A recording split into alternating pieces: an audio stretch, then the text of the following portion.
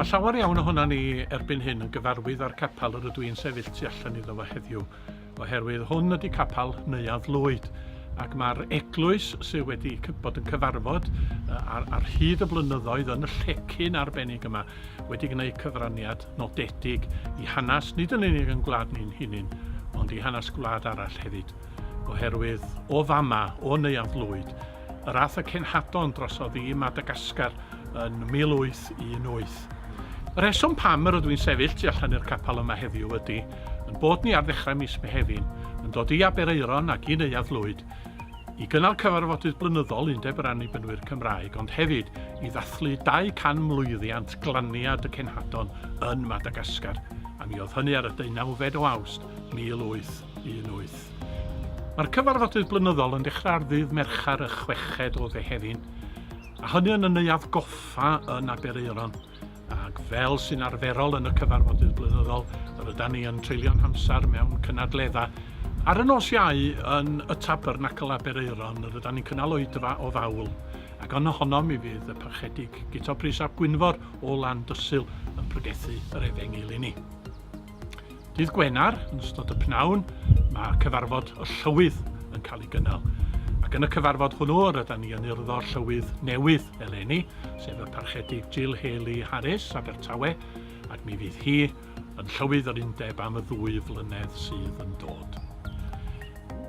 Un peth arall mae'n rhaid sôn amdano fo wrth sôn am raglen y dathliadau ydy'r cyflwyniad sydd yn cael ei lwyfannu yn Caerleiron ar y nos Wener. Ac yn y fan honno mae'r perfformiad yn mynd i ddigwydd. A mae'n amlwg o'r wrth y disgrifiadau rydw i wedi gael o'r hyn sydd yn cael ei baratoi i fod o'n mynd i fod nid yn unig yn ddiddorol, nid yn unig yn addysgiadol, ond yn lliwgar ac yn gerddorol ac yn ardderchog iawn. Ar y bore dydd Sadwrn, da ni lansio apel Madagascar yn y Neuadd Goffa, a hon ydy'r apel y bydd yr undeb yn ei chynnal am y flwyddyn nesaf i godi arian i Madagascar, a da ni'n cofio fod honno yn un o'r gwledydd clota yn y byd. Ac yna, ar y pnawn dydd Sadwrn, mae'r oedfa ddathlu yn cael ei chynnal, eto yn y Tabernacl yn Aberaeron. Mi fydd yna amrywiol bobl yn cymryd rhan yn y gwasanaeth hwnnw, a'r parchedig Dr Noel Davies fydd yn pregethu ar yr achlysur. Gyda'r nos Sadwrn yn y Neuadd Goffa, mi fydd yna gyngerdd. Mae'r pwyslais i gyd ar beth yr ydyn ni'n ei weld a beth yr ydyn ni'n ei glywed. Ac felly mi fydd y cyngerdd yn llawn cerddoriaeth a chanu ac offeryna cerdd ac wrth gwrs dawnsio. A pharti o Madagascar a phobl o Gymru yn cymryd rhan.